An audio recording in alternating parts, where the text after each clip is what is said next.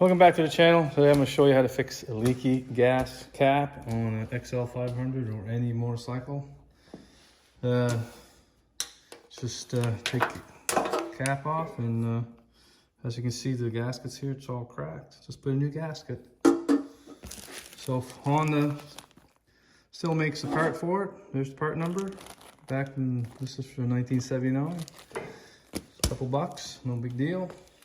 Take the old one out.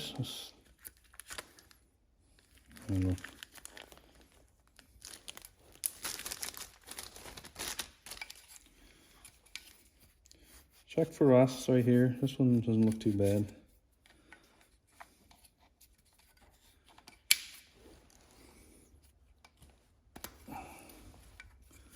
Put a new one on.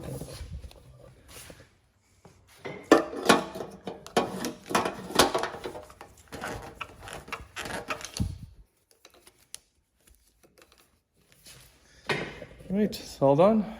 Pretty simple. Alright, if you like this video, press thumbs up below. You can subscribe to my channel. Click below. Thank you for watching.